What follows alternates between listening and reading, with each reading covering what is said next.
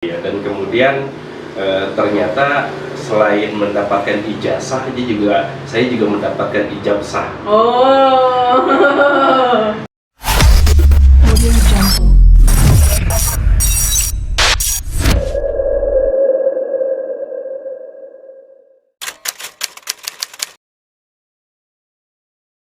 Assalamualaikum warahmatullahi wabarakatuh. Selamat siang menuju sore nih, sahabat Bawaslu di Kota Tangerang Selatan khususnya dan umumnya di Indonesia. Harusnya selamat siang seluruh sahabat Bawaslu di Indonesia khusus di Kota Tangerang Selatan, maksudnya gitu biar nggak kebalik.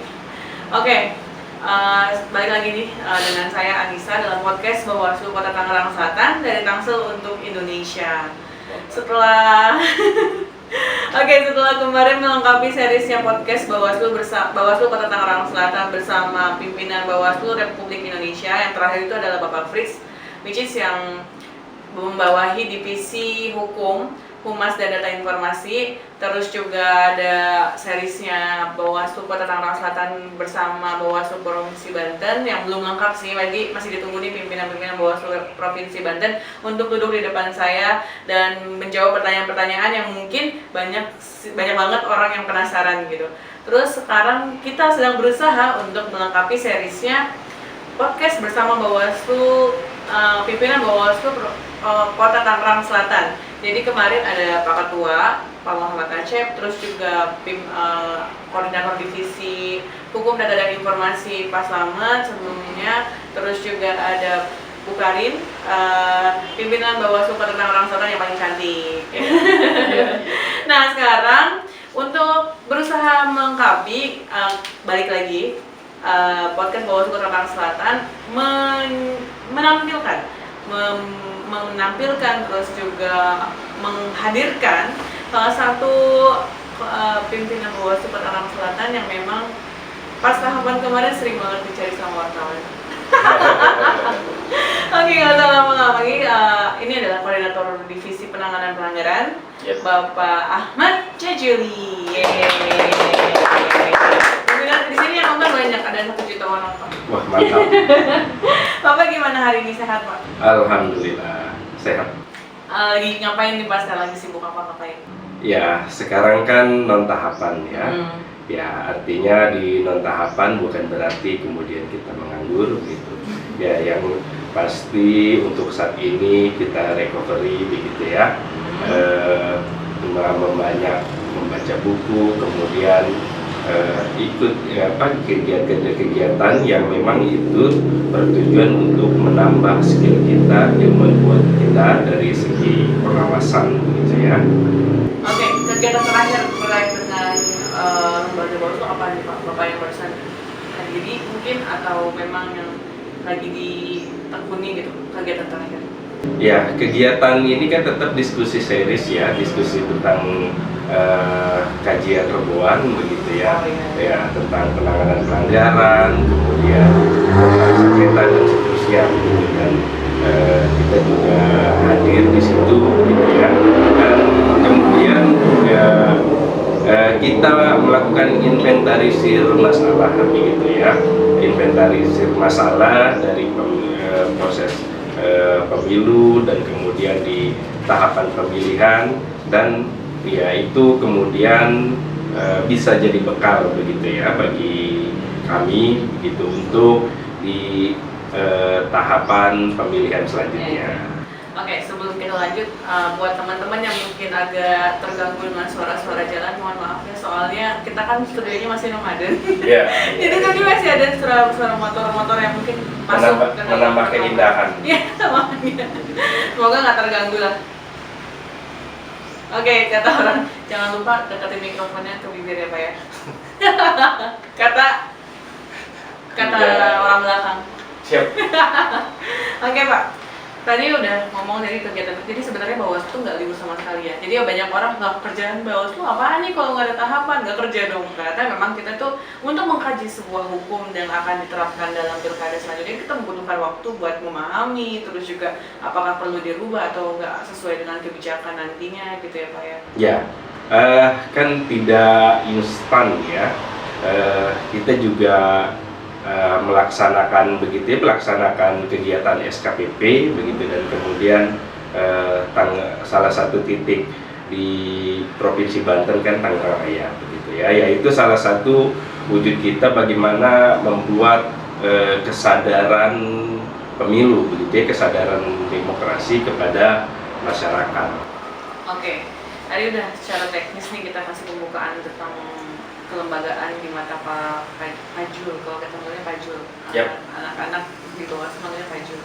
Jadi kita lanjutnya adalah bagaimana bisa Bapak ada di sini sekarang. Jadi kan seperti tadi yang Bapak sebelumnya bilang, nggak instan, semua proses, semua hal tuh nggak instan, ada prosesnya. Dan bagaimana sih Pak proses Bapak sampai menjadi anggota Bawaslu Kota Tangerang Selatan ini gitu? Orang-orang pasti pada penasaran, karena kan sebelum-sebelumnya ditanya tentang penanganan pelanggaran aja gitu. Kalau sekarang kan kayak, wah sejarahnya seperti apa nih gitu. Ya, karena ikut seleksi. Gitu.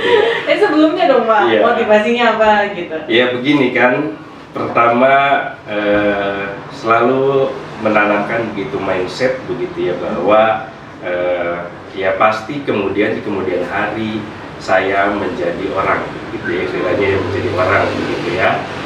Selalu menanamkan mindset seperti itu ya, walaupun memang ya sebelum di Bawaslu kan banyak pekerjaan ya, yang memang ada yang memang 1 tahun resign begitu ya, dan seterusnya banyak sekali. Kemudian ya sebelum di Bawaslu berbagai profesi begitu ya.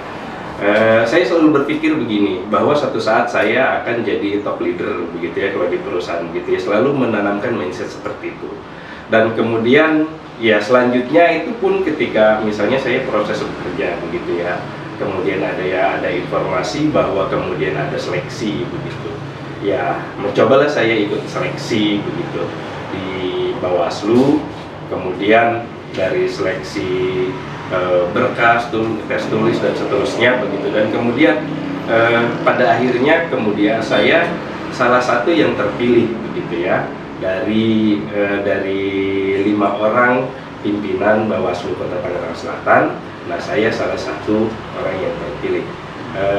Nah, artinya begitu, bahwa sebelum ya ketika masih jadi staf apa dan sebagainya, yaitu saya selalu membuat dream mapping misalnya begitu ya, menulis 5 tahun ke depan akan jadi apa begitu ya, 10 tahun ke depan akan jadi apa begitu, selalu menulis seperti itu. Dan kemudian ya ketika 1 tahun coba dilihat apa yang sudah tercapai, dicoret dan seterusnya begitu. Nah, salah satu yang saya tulis ya selalu begitu, bahwa suatu saat saya menjadi top leader gitu, atau menjadi orang gitu. Dan ya dan sampai kemudian saat ini kemudian saya dipercaya menjadi salah satu pimpinan Bawaslu Kota Tangerang Selatan. Oke, itu adalah salah satu proses yang menjadi anggota Bawaslu Kota Tangerang Selatan secara spesifik Bawaslu. Cuma secara umumnya nih Pak, saya penasaran. Pak Jul kan asli orang Serang, benar nggak sih? Ya. Serang atau Pandeglang? Saya orang tua dua-duanya orang Serang begitu ya. Kenapa? Kemudian Kenapa tuh kok bisa gitu? Kemudian begini, kemudian ya begitu. Jadi setelah kuliah di UIN Syarif Hidayatullah begitu ya, dan kemudian ternyata selain mendapatkan ijazah, saya juga mendapatkan ijabsah. Oh. Nah, pada akhirnya kemudian ya sudah, saya mau bagaimana, artinya memang ya saya sudah menjadi warga Tangerang Selatan begitu ya. Jadi ya karena proses ijabsah itu gitu ya, dengan gadis warga Tangerang Selatan begitu ya, maka kemudian ya sudah, saya artinya berkiprah di Tangerang Selatan. Oh gitu, jadi syukurnya dapat jodoh orang Tangsel, dan rezekinya alhamdulillah di Tangsel ya Pak ya. Ya mungkin begitu. Tadi balik lagi ke dream mapping, Bapak kalau misalkan sering banget nulis gimana 5 tahun ke depan atau 10 tahun ke depan. Sampai saat ini apa nih Pak yang Bapak lakukan dalam jangka waktu ke depan? Ya, dalam jangka waktu ke depan ya tentu kan ini berproses ya. Ya ada jenjang karir dan sebagainya begitu ya. Ya kita ikutin saja begitu ya, jenjang itu. Mungkin selain itu juga ya ini memang berencana begitu ya, menguatkan akademik saya begitu ya, begitu. Ya mudah-mudahan ini cepat terlaksana begitu ya, meningkatkan akademik saya. Amin, kita amin kan saya. Amin. Saya lagi maaf. Oke. Terus tadi dia untuk Bapak sebelum jadi penanganan pelanggaran tuh di mana dulu sih Pak aktivisnya? Apa langsung penanganan? Kan sebelumnya di Panwaslu juga ada pernah ya Pak ya?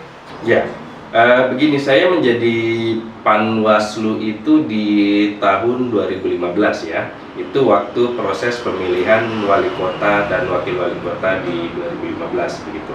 Nah ini kan ada 3 orang waktu itu. Kemudian ya dari kemudian proses seleksi itu terpilihlah 3 orang. Salah satunya saya begitu ya. Kemudian ada Pak Taufik yang sekarang menjadi ketua KPU begitu ya, dan kemudian Pak Aceh yang sekarang kemudian jadi ketua Bawaslu begitu ya. Dan kemudian nah itu di proses pemilihan wali kota wakil wali kota begitu ya. Dan kemudian selanjutnya kan karena kalau Panwaslu itu berbeda dengan Bawaslu ya. Kalau Panwaslu selesai tahapan maka kemudian selesai juga masa tugas kita begitu ya. Dan kemudian waktu ada lagi seleksi pemilihan Panwaslu untuk pemilihan gubernur wakil gubernur begitu ya. Dan alhamdulillah saya diminta istirahat waktu itu ya. Artinya biarpun di tugas itu diserahkan kepada teman-teman kita yang lain begitu. Nah kemudian selanjutnya di 2017 itu memang ada seleksi ya untuk pemilu. Dia seleksi untuk pemilu di 2017 ya, saya agak lupa begitu. Dan kemudian ya waktu itu masih Panwas ya, statusnya masih Panwas. Dan kemudian ya saya terpilih kembali begitu ya, setelah tadi istirahat begitu di Pilgub, kemudian terpilih kembali untuk menjadi Panwaslu pada pemilihan umum gitu ya. 2019. Iya, 2019. Dan itu masih 3 orang. Dan kemudian akhirnya memang di Undang-Undang 2017 ya ditegaskan bahwa kemudian Panwaslu Kabupaten Kota itu menjadi badan begitu ya. Tapi kemudian tetap kita juga seleksi begitu ya, yang sudah menjadi Panwaslu ini tidak serta-merta otomatis menjadi Bawaslu begitu. Dan kemudian melakukan proses seleksi untuk menjadi Bawaslu. Dan kemudian dari proses rangkaian seleksi tersebut ya saya salah satu yang dipercaya menjadi bagian dari komisioner Bawaslu dari kemudian yang sekarang jumlahnya di Tangerang Selatan ada 5 orang. Jadi prosesnya Bapak ada sering maksudnya berkecimpung lah istilahnya gitu, atau berpartisipasi dalam proses-proses pesta-pesta demokrasi itu ya Pak ya. Walaupun sebelumnya kan Bawaslu belum permanen, sebelumnya kan ada Panwaslu, jadi Bapak udah sering gitu kan. Jadi bukan hal yang baru Bapak ada di sini gitu ya, benar Pak? Iya. Benar ya. Oke. Dari itu kan aslinya kepemiluan itu adalah sesuatu yang memang harusnya dipelajari secara spesifik ya Pak ya, karena banyak sekali informasi-informasi atau kebijakan-kebijakan yang memang itu tadi dibuatnya atau dikajinya tidak instan. Artinya butuh orang-orang yang mampu atau orang-orang yang memang sudah memahami gitu loh dasar-dasarnya. Yeah. Nah, yang bikin saya penasaran, kenapa sih Bapak tertarik dengan untuk terjun atau berkecimpung di pesta-pesta demokrasi seperti ini? Apalagi kan kita melihat Bapak background pendidikannya, saya dari Fakultas Tarbiyah. tuh kan, makanya itu jadi kenapa bisa tertarik gitu tuh Pak? Iya. Betul ya, begini, biasaan memang selalu apakah spesifik sebagai jurusannya dan sebagainya begitu. Tapi begini, kan ada juga kampus ya, kampus selain gedung begitu ya. ya. Artinya ya selain kemudian waktu misalnya belajar di kampus, juga kita belajar di ekstra kampus begitu ya, berbagai organisasi dan sebagainya begitu ya. Dan kemudian ya itu tuh apa namanya, menambah wawasan kita begitu. Apalagi kemudian ya salah satu misalnya dunia kampus kan ikut mengkritisi dan sebagainya ya. Dan itu tadi dari situ ya, dari misalnya background organisasi dan sebagainya gitu ya, bergelut di keorganisasian gitu.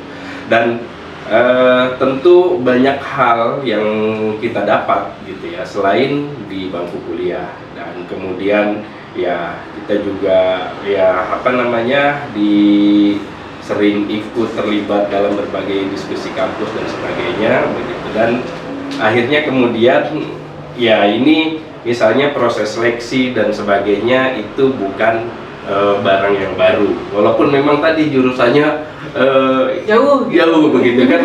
Gini, penanganan pelanggaran kan identik dengan hukum gitu ya. Ya tapi ya kan akhirnya memang resikonya kalau misalnya yang punya basically hukum begitu ya, dia cepat untuk proses ini ya. Kita kalau misalnya yang ini harus membacanya cukup satu kali gitu ya, sudah paham ya, saya membutuhkan waktu misalnya 3 kali atau bisa lebih begitu ya untuk paham gitu. Dan ya selain itu juga tentu konsultasi gitu ya, konsultasi dan sebagainya kepada pimpinan gitu, baik provinsi begitu, terutama provinsi ya, itu juga penting kalau misalnya menghadapi kebutuhan dan sebagainya. Jadi tadi kan pasti ada hal-hal yang memang yang namanya di lapangan pada saat kita harus memang melakukan pelayanan, memberikan pelayanan kepada masyarakat terkait laporan pelanggaran, itu pasti mengalami ada yang namanya satu titik kesulitan atau juga mungkin kemudahan. Yang hal-hal yang seperti itu kan ada terus ya Pak. Saya jadi pengen penasaran nih Pak, pada selama Bapak berpartisipasi dalam proses pesta demokrasi, baik sejak masih dari Panwaslu sampai dengan Bawaslu, ada nggak sih Pak hal yang paling nggak bisa dilupakan sampai akhirnya itu turning point-nya gitu, kayak wah ini nih yang Bawaslu seperti ini gitu loh Pak? Ya. Ada nggak sih hal yang mungkin ya, kalau misalkan ini kayak misalkan pelanggaran yang tidak terlupakan sampai saat ini gitu, kalau misalkan spesifiknya gitu. Ya kalau begini, kalau yang tidak bisa dilupakan ya tentu ada ya. Dalam kan saya apa namanya, dalam ketika diterima menjadi Bawaslu, ketika memang ya di posisi apapun, di divisi apapun harus siap gitu ya. Saya juga pernah kan misalnya di 2015 itu di SDM gitu ya, SDM. Kemudian di Panwaslu, kemudian di 2017 saya menjadi di divisi pengawasan begitu ya. Oh, pada di pengawasan begitu. Dan kemudian sekarang ya dipercaya kemudian menjadi divisi penanganan pelanggaran begitu ya. Ya semuanya sih tidak bisa dilupakan karena memang ya apa ya, satu sisi kan memang pekerjaan kita ya harus menjiwai, ketika terjun kan tidak bisa setengah-setengah ya harus benar-benar menjiwai. Ya tidak bisa terlupakannya itu misalnya kalau di penanganan pelanggaran ya kita kan langsung bersentuhan dengan orang-orang yang memang melakukan pelanggaran begitu ya, pelanggaran pemilihan ya, langsung misalnya proses klarifikasi dan sebagainya begitu ya. Banyak hal misalnya begini, menarik misalnya ketika proses klarifikasi antara mulut dan gestur itu banyak yang berbeda begitu ya. Begitu ya, artinya kan dalam hal itu hal yang tidak dimuat di buku begitu ya. Bagaimana kemudian ketika melihat nih orang antara ucapan dengan gesturnya kok berbeda begitu ya. Nah itu kan jadi ya pada akhirnya kemudian dalam hati ikut ketawa. Hal itu tuh sering banget ditemui ya Pak ya? Iya. Makanya tidak bisa durhaka gitu. Oke, selain daripada itu menjadi salah satu anggota Bawaslu Kota Tangerang Selatan itu kan perlu dukungan, tidak mungkin Bapak berdiri sendiri. Ya. Makanya saya pengen tanya nih, apalagi dukungan dari keluarga gitu kan. Ya. Seperti apa sih Pak peran keluarga dalam karir Bapak menjadi salah satu bagian Bawaslu Kota Tangerang Selatan? Sangat penting peran keluarga ya, keluarga orang tua, kemudian istri, anak dan sebagainya begitu ya. Itu sangat penting menurut saya, termasuk juga dalam proses menjadi Bawaslu begitu ya. Sangat penting, makanya kemudian izin pertama begitu ya. Izin pertama adalah untuk ikut seleksi kepada keluarga, kepada orang tua begitu ya, kepada istri dan seterusnya begitu ya. Ya itu izin yang pertama begitu ya. Kemudian kenapa? Karena memang ya dari doa orang tua juga kan, dari doa orang tua kemudian ya kita bisa mungkin hajat kita diijabah begitu ya. Itu salah satu doa ya, termasuk juga ke keluarga, karena memang ya tentu harus bilang karena konsekuensi di penyelenggaraan misalnya seperti ini begitu ya, konsekuensi di penyelenggaraan. Contoh misalnya apalagi itu di proses tahapan, contoh misalnya bahwa jam kerja kita itu bukan jam kantor begitu ya. Bisa jadi jam kerja kita itu ya melebihi jam kantor ketika masa tahapan, sampai kemudian misalnya jam 1 baru selesai begitu ya, dan seterusnya, bahkan ya bahkan itu harus tidur di kantor misalnya karena memang deadline ya, karena menghitung hari, karena besok harus segera naik begitu ya, yaitu ya harus dikomunikasikan terhadap keluarga begitu. Itu dia, Pak Jul sebagai salah satu stafnya, Pak Jul memang salah satu pimpinan yang pada saat tahapan tuh sering tidur di kantor.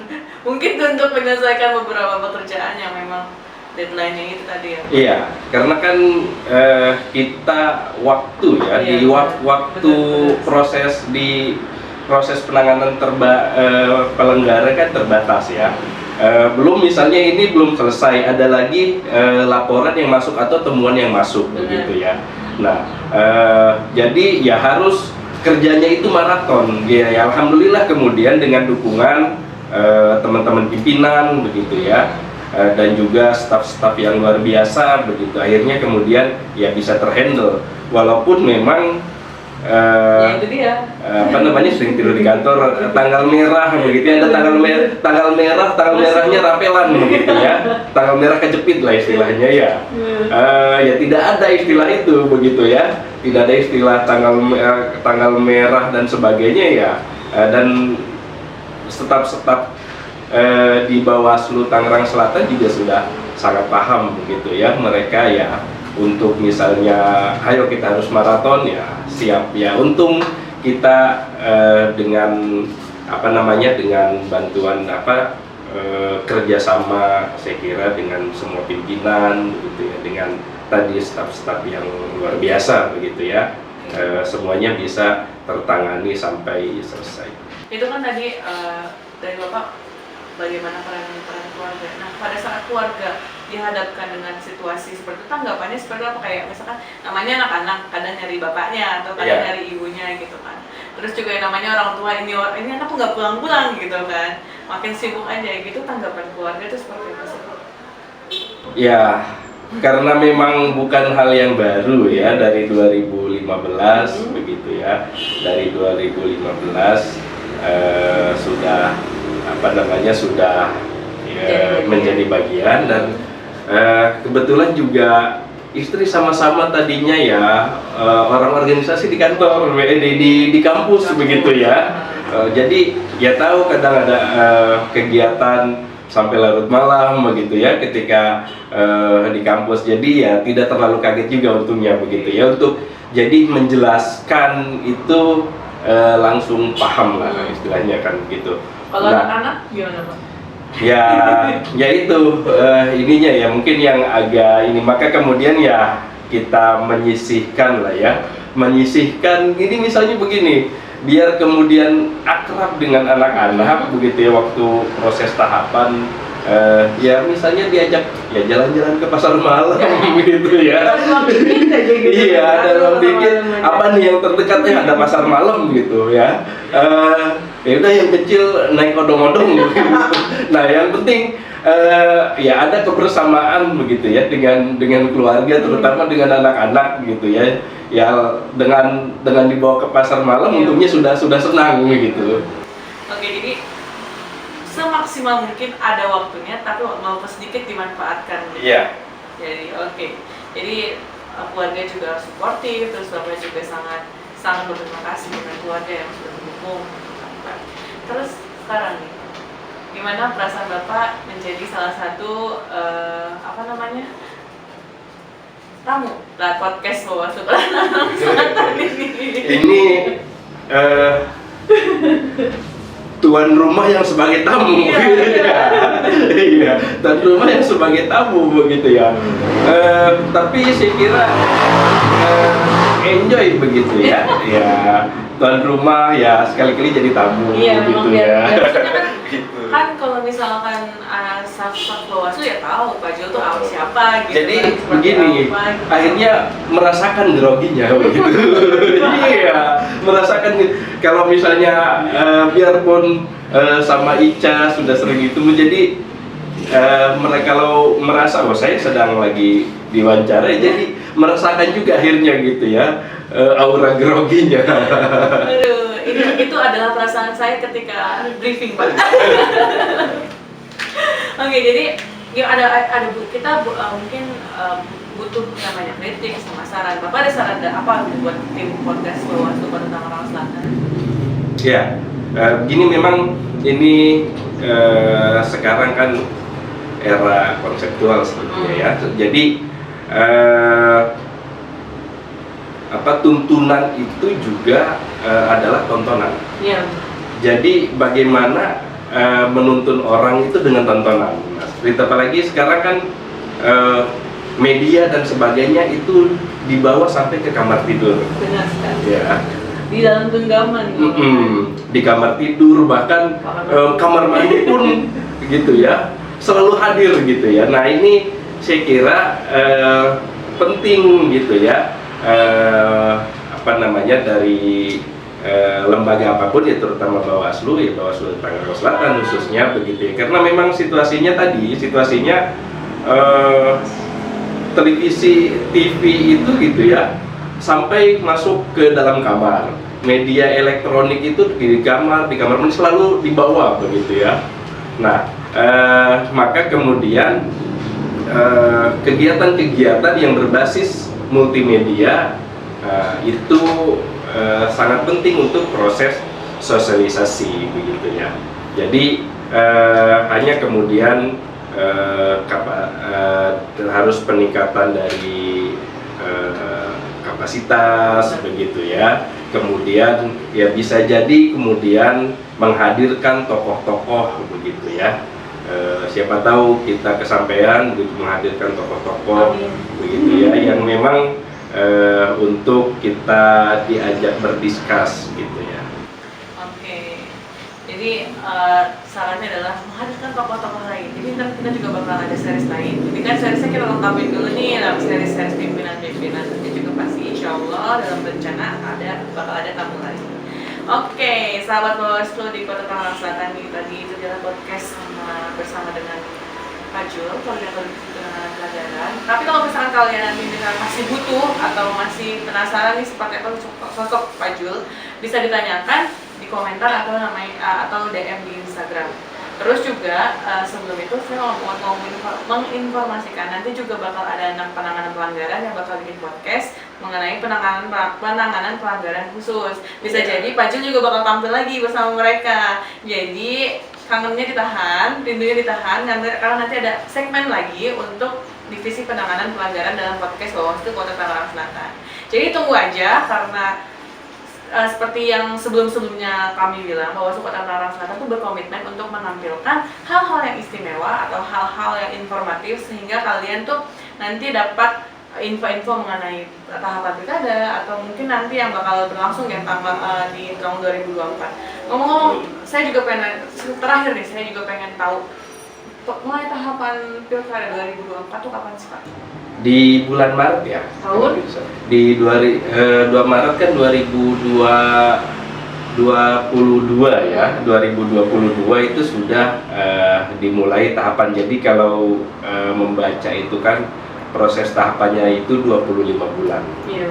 Artinya ya jadi itu 2 tahun ya. Itu 2 tahun lebih 1 bulan. Iya, ini dia makanya mungkin masyarakat masih apa sih kerja itu 2 tahun sebelum pilkada kita udah mulai proses. Iya. Udah mulai tahapan. Jadi no santai-santai club.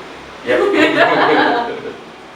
Oke, tadi kan dari kata Kodik sendiri, kata Pak Jul sendiri, tahapannya aja udah sebentar lagi mau dimulai. Jadi tentu Bawaslu Kota Tangerang berharap ada partisipasi dari masyarakat. Yang mungkin sekarang diingetin juga ya Pak ya. Kalau misalkan apa jenis yang perlu nanti proses tahapan apa aja sih yang biasanya rentan dalam pilkada gitu Pak.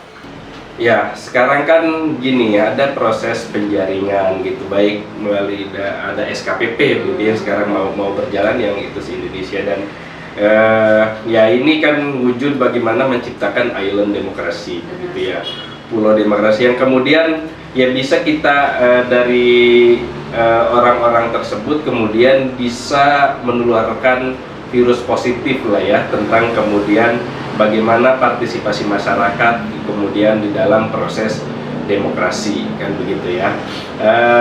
Ya diharapkan itu selanjutnya kemudian mereka jadi bagian dari Bawaslu sendiri dalam proses pengawasan. Ya kalau saya kira semua tahapan tidak ada yang mudah dan tidak ada yang sulit.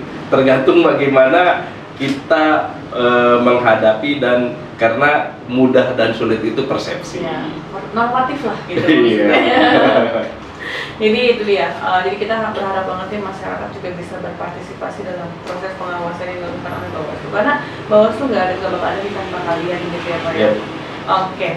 Itu dia dari mulai kehidupan pribadi, terus bagaimana peran masyarakat, peran keluarga terhadap kehidupan Pak Jul, terus juga bagaimana dukungan keluarga juga untuk Pak Jul, terus bagaimana kegiatan Pak Jul di luar tahapan yang sekarang tuh lagi off tahapan, dan kita tuh nggak ada libur, tetap masuk dan tetap akan melayani masyarakat. Apalagi misalkan biasanya data-data penanganan pelanggaran itu yang dibutuhkan banget sama mahasiswa tingkat akhir yang sedang ngerjain tugas akhir. Jadi kita tetap membantu mereka dalam menyediakan data-data yang dibutuhkan. Jadi buat masyarakat yang memang belum tahu apa sih kinerja Bawaslu Kota Tangerang, diizinkan untuk datang untuk mencari tahu gitu maksudnya. Untuk mencari tahu apa aja sih pekerjaan kita di luar. Oke, itu dia podcast bersama Koordinator Divisi Penanganan Pelanggaran. Saya tahu masih banyak kekurangan atau masih banyak sekali pertanyaan yang belum saya sampaikan kepada Pak Jul, karena saya mempersiapkan segmen lainnya untuk nanti ditanyakan lagi kepada beliau, kepada pimpinan-pimpinan yang mungkin nanti bakal menjadi bintang tamu lagi, dan semoga itu akan menambah informasi kalian atau menambah pengetahuan kalian atau lebih mengenal pimpinan Bawaslu Kota Tangerang Selatan atau pimpinan Bawaslu Provinsi Banten, supaya sayang, apa sih? Tak kenal nggak kata sayang gitu maksudnya ya. Oke. Biar sering ketemu. Iya. Jadi dibikin beberapa sesi. Iya kalau informasi kan setiap itu maksudnya secara berkala informasi kan selalu diperbaharui ya Pak. Bisa jadi Bapak hari ini ngomongnya begini, kan beda jadi bulan depan karena kebijakannya juga berubah gitu kan maksudnya. Jadi bakal ada terus dan akan menyajikan informasi-informasi yang informatif. Saya Anissa dari podcast Bawaslu Kota Tangerang Selatan. Pak Jul, Koordinator Divisi Penanganan Pelanggaran, pamit diri. Terima kasih untuk kalian yang memang sudah menyempatkan diri untuk menonton sampai habis podcast ini. Semoga ada informasi-informasi yang memang bisa diambil untuk proses tahapan selanjutnya atau proses pesta demokrasi nantinya.